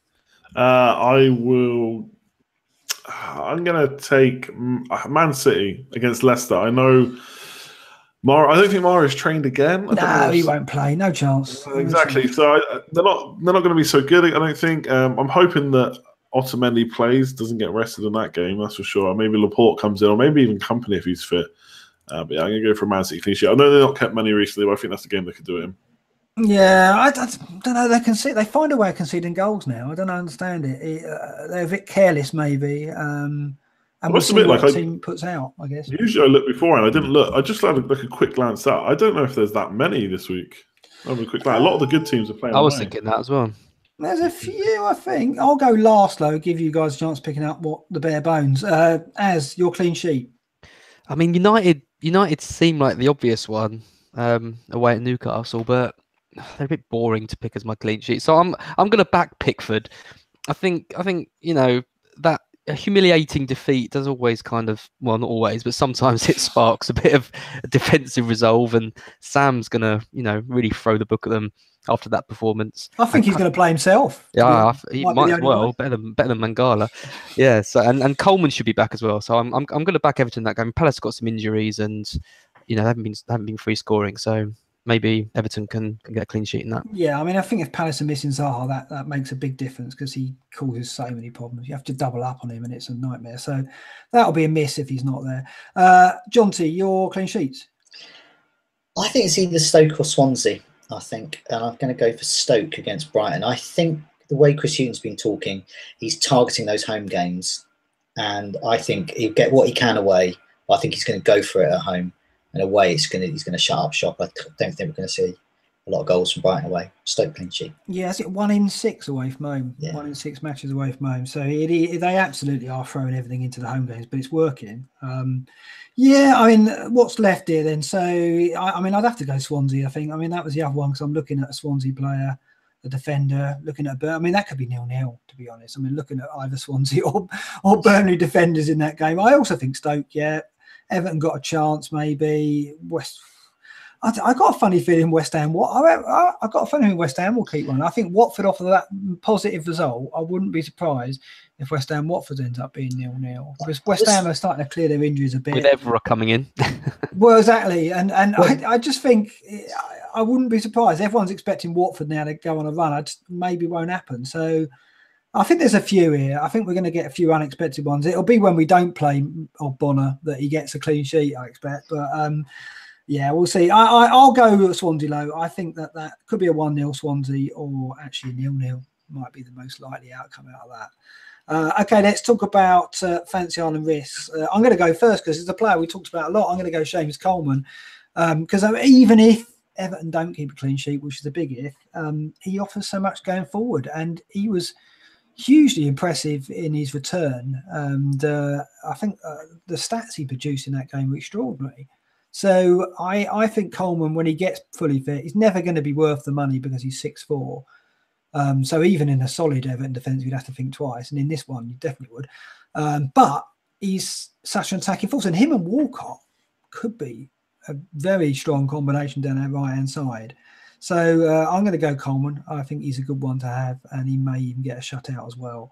So that's my fancy on the risk. Andy, where are you going with that?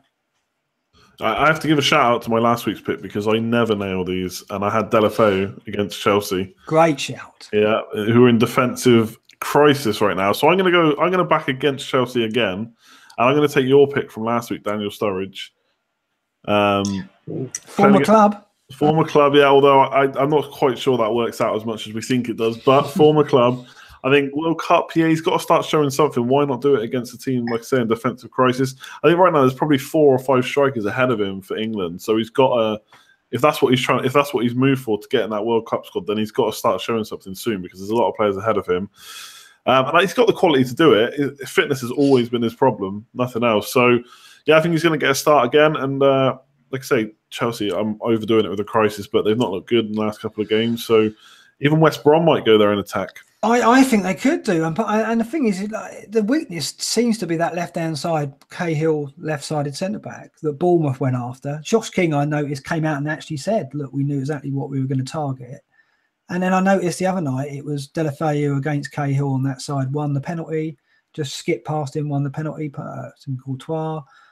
Cahill's a problem. I mean, I kind of hope he doesn't make the England World Cup squad at this rate, because he's being exposed in the Premier League. So I think West Brom. Difference to what happens for England, unfortunately. So yeah, I know. But I do think West Brom can get a goal there. So I think that it's not a bad pick, Sturridge. And if they're going to score, he's a good bet.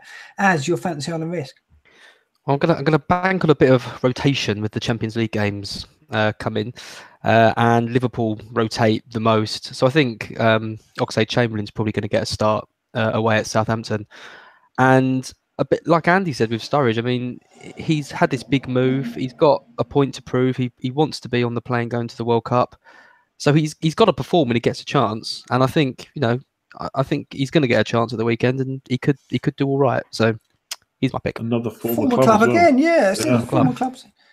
You don't back the theory, but we're going to back the theory. John T, have you picked someone against their former club as well? You haven't? No, I haven't. No, I've gone for Ben Mee. So okay. Now the reason is because I think he's going to get a clean sheet. This one's that does look like a 0-0, but also he's one of these players that he's just going to score. He's going to get a double-digit score at some point soon. He's on the cusp. He thought he was going to get that against Man City. He could have scored a couple. But he's one of only a quartet of defenders to register at least a shot in the box every game for the last 4 weeks. So a clean sheet looks icy. I think his goal is going to come at some point. If it's going to come anywhere, I think it could be there. It's funny because I think Burnley and Brighton are only the two teams who haven't scored from a corner yet. And yet when you watch Burnley and Brighton, Duncan Duffy looked absolutely unstoppable at corners. I've had Duffy for so long. Tarkowski and Mee looked Duffy's a massive threat as well. I don't understand how they're not scored yet. I just don't get it. But interesting, Alonso over his last 4. So I mentioned how impressive his stats were. He hasn't actually been getting many shots inside the box, so they've been long range. So sacrilege here. So just out of interest, those 4, some of them we mentioned last week, is Monreal, Mee, Van Dijk is actually been showing a lot of promise there. Jack Stevens as well. He's in fine goal scoring form. So these are the 4 best, most attacking defenders at the moment in terms of underlying stats. No, I think Mee is a good shout, if not for Swansea, who have scored 8 tonight, we should probably say. But certainly after that, their run, Burnley's run is very strong indeed. And if you haven't got Pope, then going back for Burnley defender is the way to go, I think, over that run. Okay, let's talk about our transfers. I'm probably going to bank it. I'm probably going to keep it in the bank for because I'm presuming Otamendi is going to start, and if he starts, I don't need to make a transfer. I've got a little bit of a doubt about it. I would say it's 80-20 that he starts. If he doesn't start for me, then I've got Ogbonna coming on, which 2 points, I guess. But I wouldn't be surprised. Like I say, hopefully West Ham might do something. You just backed the West Ham clean sheet, didn't you? I know. I think there's a chance. I think just as a random punt, I think West Ham, Watford could be 0-0 as well. But I probably won't make a transfer. If I was going to make one, it would be a defensive one. And I'm looking at Mawson or Mee. I like Mawson because he's a good player and he's getting forward. And you see, when they play free at the back, he seems to be able to do what Monreal does and get forward from the left centre back. So I like Mawson, if not this week, then the week after. Same for me. So I'm going to bank my transfer, I think, and leave it. Unless Pep scares me in the press conference and hints of rotation. We'll have to see what they like when they come back off their holidays. So that's my transfer. No transfers made. Going to Andy now. What are you doing? Yeah, last week with my transfers, I left enough money in the bank to do Crouch to Jordan Ayew, which doesn't sound that exciting, but that's what I plan to do. But I actually got Ibin last week, and part of the thinking was that if I didn't want to do that move this week, I could just play him if he's going to keep his spot. Bournemouth have got good fixtures. He got an assist for me. Obviously didn't get as many points as Millie, but he looks okay and fixtures are good. So I think I've put myself into a position where I can save now and not worry about getting Ayew in. I've got Sanchez, and he's probably going to be someone I look to get rid of in the coming weeks. So he's going to give me a lot of money to upgrade players like Crouch. So I don't feel like I need to do the Ayew move right now. So yeah, I think I'm going to save too, especially with looking to get more info for the banks and stuff. Just a well of inactivity. Az, do something. Take some hits. 16-point hit, Az. Yeah. I've got the most boring transfer lined up, but it is a transfer, so it beats both of you. Yeah, I've got 3 playing defenders, and Masuaku, who's probably never going to come back into the team, and Kenny, who hopefully will never come back into the team. So I think I've just got to get rid of one of them this week, particularly with Otamendi, who might not might not play. I think he probably will, but yeah, there's always a risk, and you never know. What defender's going to miss out. Alonso was completely out of the blue, so I'm probably going to do Masuaku out for. He's not Jack Bauer, but I always think he's Jack Bauer. But Bauer, he's quite good for Stoke.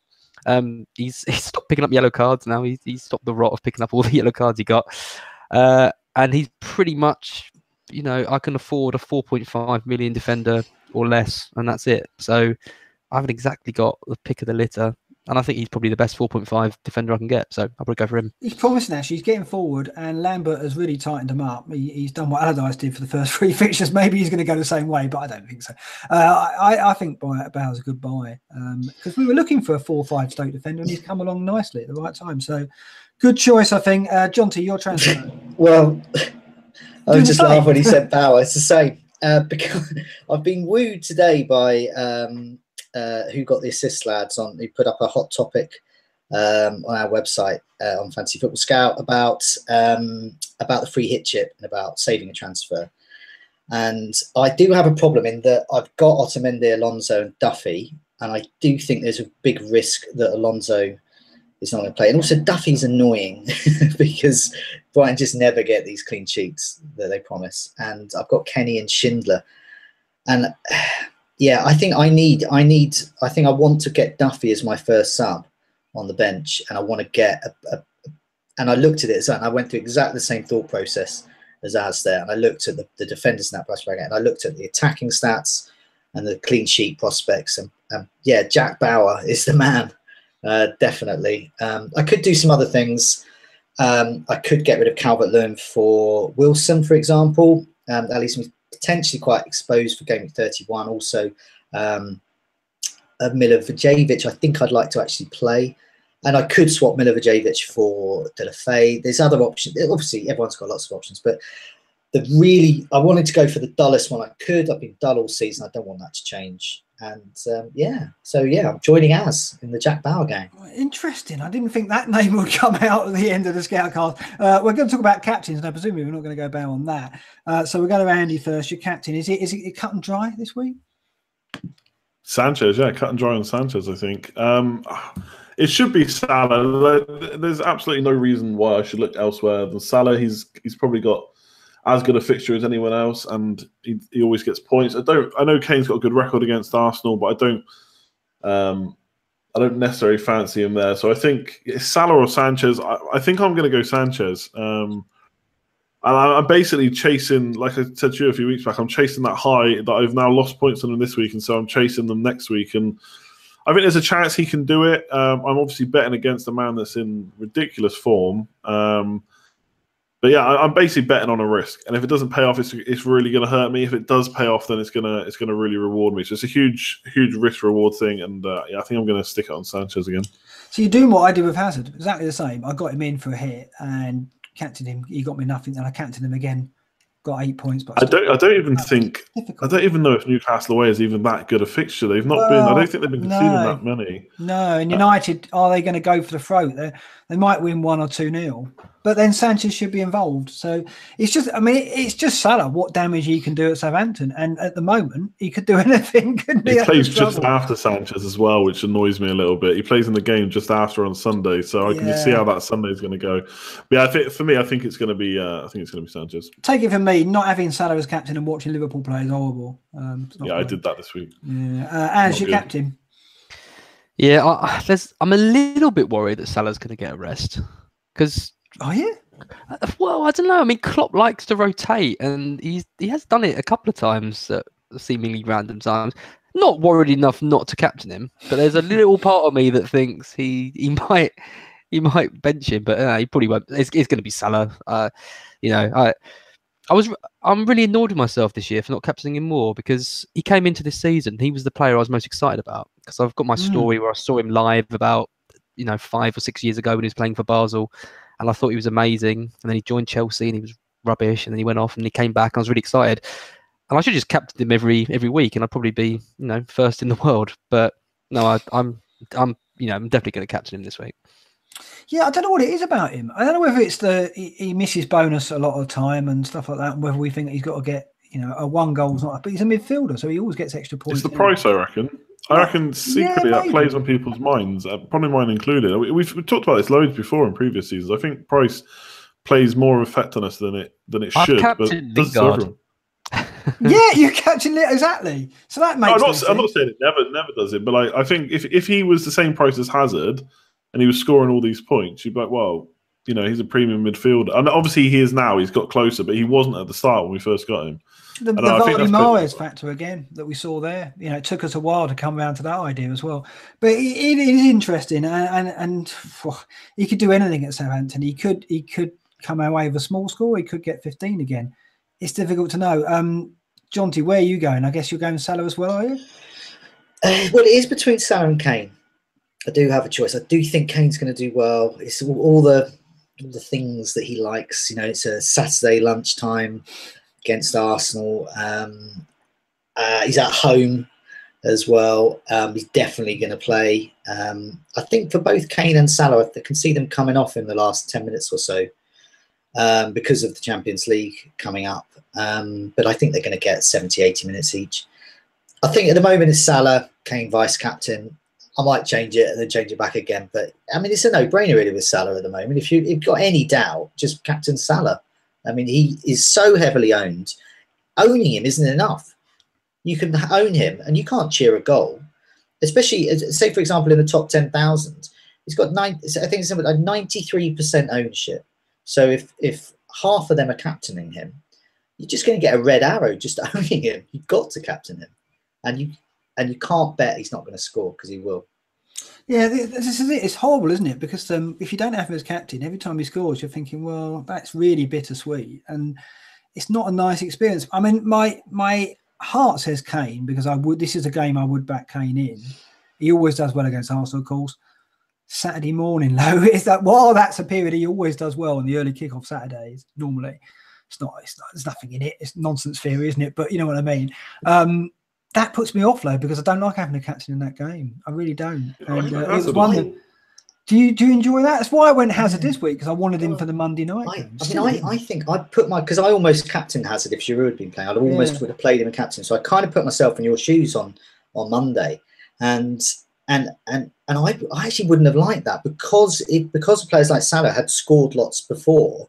You really couldn't. It's quite nerve-wracking. You're it's so stressful. So stressful last night. Whereas if you've kind of got your captain out of the way, it's just like that. But that's it. Even if your captain's failed earlier on, by the Monday, if you've got any players, if you're just desperate, you just want them to show up.